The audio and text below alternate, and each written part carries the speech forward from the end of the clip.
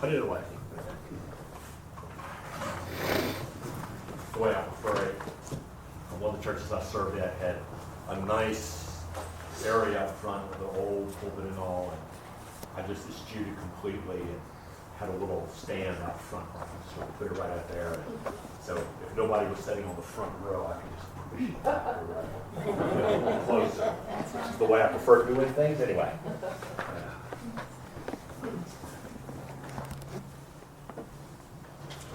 I thought this might be kind of easy for me to do because I knew I had done a sermon on Ecclesiastes before, and it was a pretty good one, and surely I had it actually in typescript somewhere, which I don't. But I did have the paper I wrote in Div School, which I was able eventually to submit to a competition to get second place, which was nothing. First place was $500 and publication, which I was really happy about. And, James Crenshaw is a professor for 3 of my classes. I had him for Old Testament the first semester I was there, then had him for wisdom literature and the Psalms, and he had a tremendous influence on me. The man was a true scholar. At the end of his career, his knowledge and insight was just stunning. Though we disagreed, and that was kind of fun. He saw Ecclesiastes is very pessimistic. I don't. So we had fun in class talking about that. Vanity of vanities, always vanity, and a chasing after wind. It's the virtual motto and even co-motto of the book of Ecclesiastes. But I want to ask, who is this person?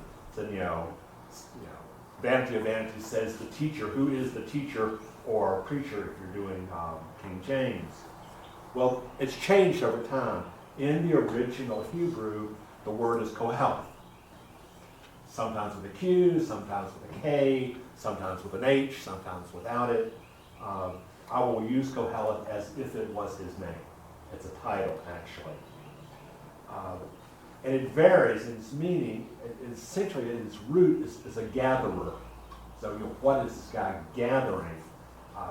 We'll just assume here it's a gathering of students.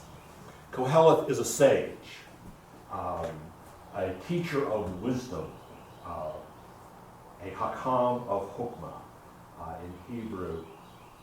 But who is this guy? To understand who he is, we need to situate him in his time and place, understand what he did and how he did it and what was going on around him. We can, I think, get fairly close to when he lived. There is great debate about this, as there is in everything. I mean, the book tells us right off that he is the son of David, king in Jerusalem. Well, that's a patent fabrication. David only had one son, that was Solomon. He lived 1000 BCE. As one commentator said, if the language of if Ecclesiastes was written by Solomon, then the Hebrew language has no history.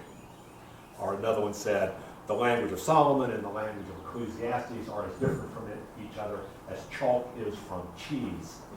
It's a very, very different language, but internally we can tell it's clearly post-exilic, which pushes it all the way up past 539.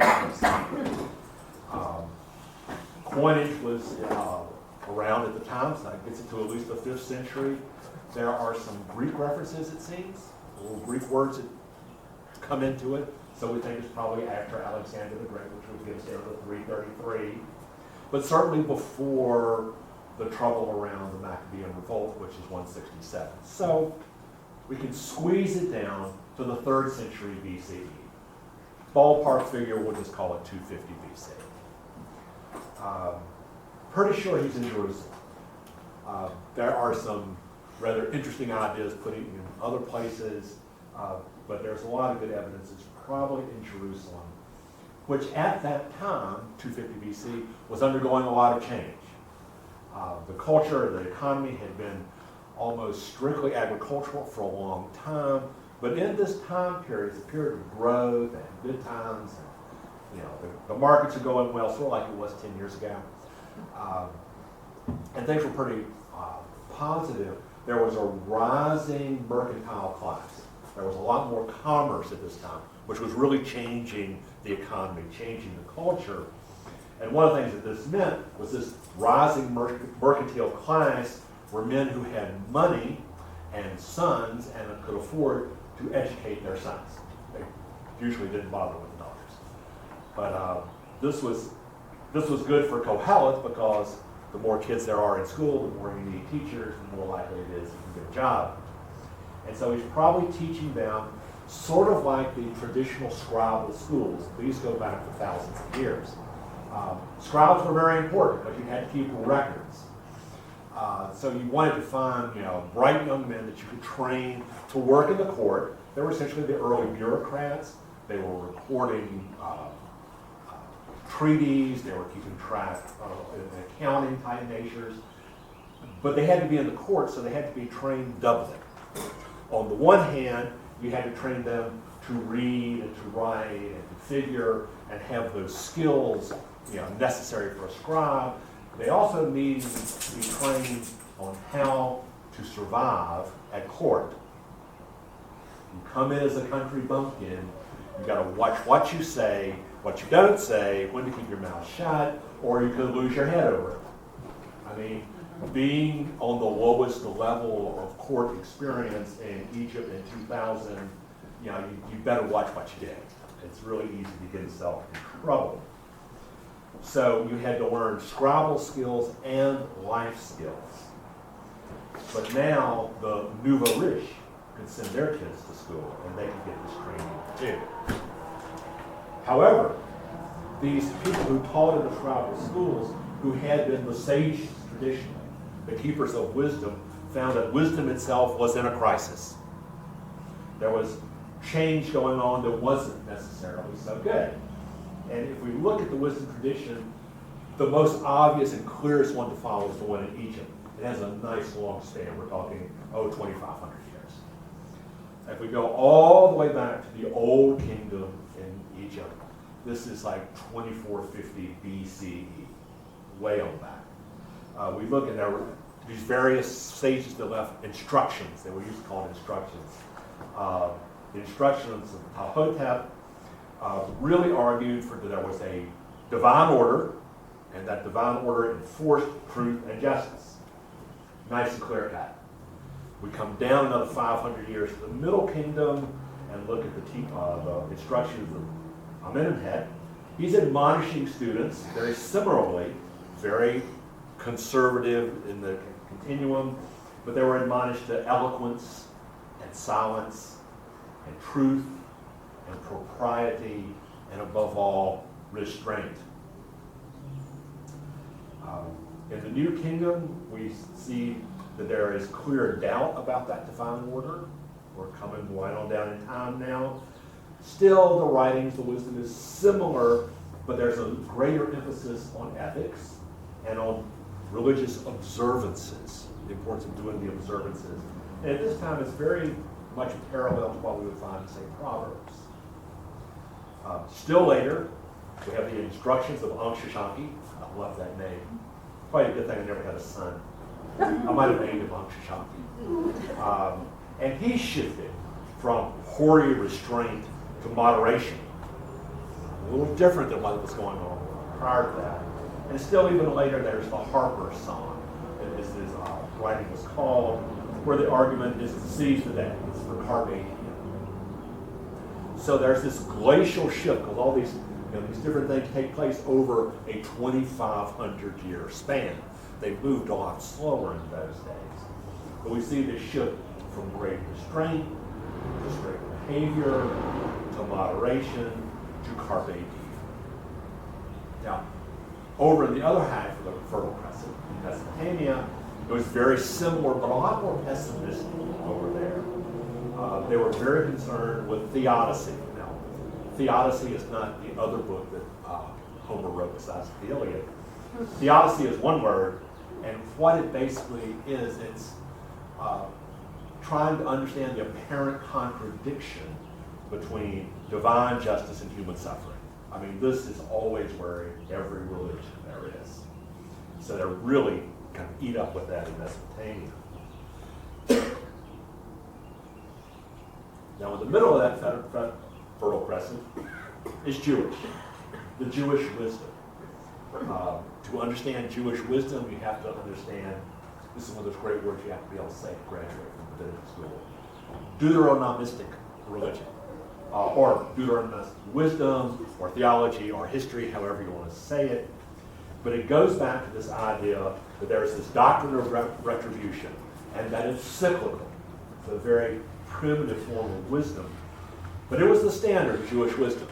You know, everything's going along okay, and then the people disobey God.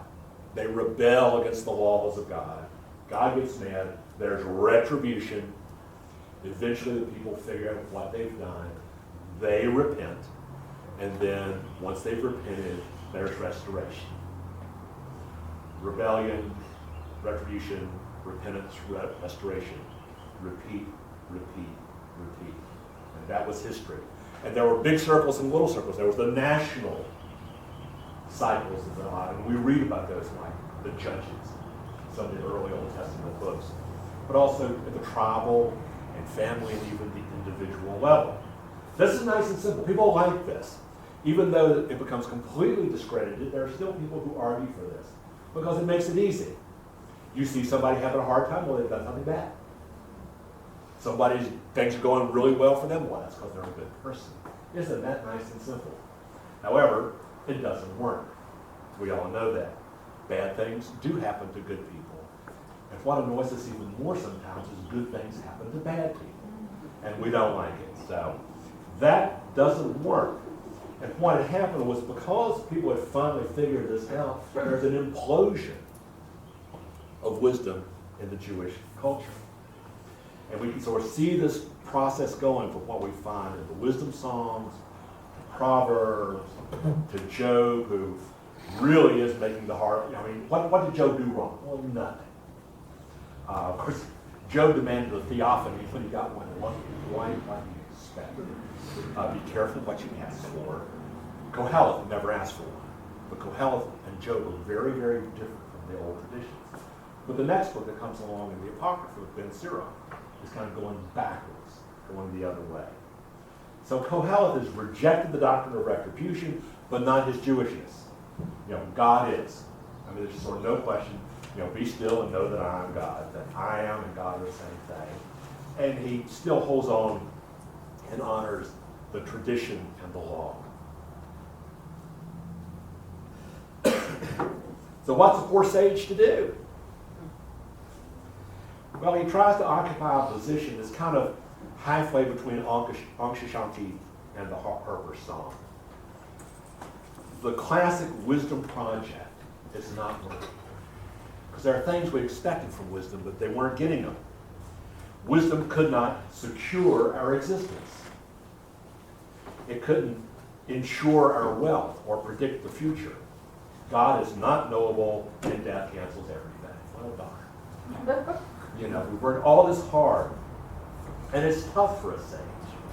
You know, even a teacher or a preacher, you spend a lifetime pondering received wisdom, searching for new knowledge, teasing out subtle erudition, a lifetime of creating and refining these pearls of wisdom, only to cast those pearls before freshmen. We urge them to enjoy the life of the mind as well as the life of the body, which they're usually pretty good at. We advise them to choose wisdom over folly. Yet it feels like a vanity, that it's all in vain, a mere chasing after wind. Well, the key to understanding Koheleth is the word that is translated variously as vanity and other things, hebel. And at root, it just means breath. But it's this sort of vapory, breath, insubstantial, useless, vague thing. So pointless that some people, a number of people, translated not as vanity, but as futility. All is futile. It's sort of a cynical pessimism. Or even in an existentialist bent, absurd. All is absurd. It's certainly insubstantial. It's fleeting. It's transitory, as is life itself. All is transitory, saith the teacher. Now that's different. Transitory is different from absurd or futile or vain. Add to that a chasing after wind. Now, if you're reading the Jewish Tanakh, it's pursuit of wind. If you're reading the King James Version of the Bible, that translation is translated as vexation of the spirit. Well, what does this mean? I mean, it shows up like 7 times in Kohelet, 6 times in conjunction with that word, hebel. Well, the word chasing has to do with shepherding. It's an old term. It sort of brings to mind the image of a border collie trying to, run around in circles, barking, trying to get the wind to go through a gate. Yeah, right. Like that's really going to happen. Or to use a more common, more popular current idea, it's like herding cats. All is transitory, and the herding of cats. It's a vapor that eludes one's grasp. But is it all hopeless? Futile? Pointless? Should we just quit? Go ahead, roll over and die, and be done with it. That's not what Kohelet advises. He's an incredible realist. So we're going to get a little Kohelet flag here. In chapter 11, there's only 12 chapters. Verses 7 through 10. For all of this that's dragging him down, he says, light is sweet, and it is pleasant for the eyes to see the sun. Even those who live many years should rejoice in them all. Yet let them remember that the days of darkness will be many. All that comes is vanity. Rejoice, young man, while you are young, and let your heart cheer you in your days of your youth. Follow the inclination of your heart and the desire of your eyes. But know that for all things God will bring you into judgment. Banish anxiety from your mind and put away pain from your body, for youth and the dawn of life are vanity. Kohelet gives us, one more verse.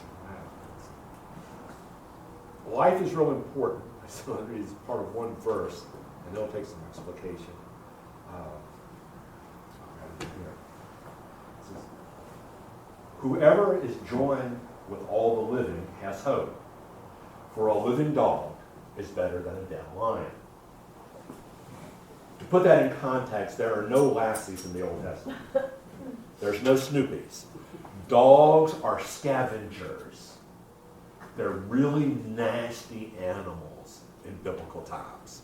So, when you get called a dog in the Middle East, it is not a compliment. It's not saying you're warm and fuzzy and all that stuff. You know, like fetch. So to say a living dog is better than a dead lion is a fairly strong statement. And Kohelet gives us very direct advice on life. And this is just great. This is in chapter 9. There's the equivalent of a paragraph. So, go, eat your bread with enjoyment, and drink your wine with a merry heart. For God has long approved of what you do. Let your garments always be white. Do not let oil be lacking on your head. Go ahead, use the good shampoo now. Enjoy life with the wife whom you love. That originally doesn't really say wife. It's the person who is most meaningful to Enjoy the life with the wife whom you love, all the days of your vain life that are given to you under the sun. Because this is your portion in life. And in your toil, at which you toil under the sun, whatever your hand finds to do with all your might. For there is no work, no thought, or knowledge, or wisdom in Sheol in which you are going. So, yeah. Wisdom is good. Eat, drink, go to grad school. Whatever you do for a job, do it the best you can. Because when you die, it's all over. There's no afterlife at this point. You just go to Sheol, which a professor once described to me as like great tapioca. It's just this blah. It's not some reward, it's not some punishment, it's just there. So, this life is not perfect, live it to the fullest. But don't be irresponsible. You still want to seek knowledge. Don't go chasing after Dame Folly, even though her water is sweet. Follow Dame Wisdom. Though life doesn't always seem fair. He goes right after the piece I just read, he wrote, again, I saw that under the sun, the race is not to the swift, nor the battle to the strong, nor bread to the wise, nor riches to the intelligent. We all know that. Nor favor to the skillful, but time and chance happen to all of them. For no one can anticipate the time of disaster. Like fish taken in a cruel net, like birds caught in a snare. So mortals are snared at a time of calamity when it suddenly falls upon them. Death cancels everything for everyone. So we have this wisdom that is like hebel, once described as being like the steam that comes off of a knife. Now you see it, now you don't. Moist breath vanishes in a wind on a cold morning. Smoke curls and thins into the sky. Fog lifts from the valley and dissipates. We walk on the earth and suddenly vanish in the not beat of a heart. Physical monuments get torn down or rot. We acquire wisdom, which disappears when we do. We eat, drink, lie in the arms of our soulmates, then turn to dust. Life is unsubstantial and transitory. Most transitory of transitories, says the teacher, all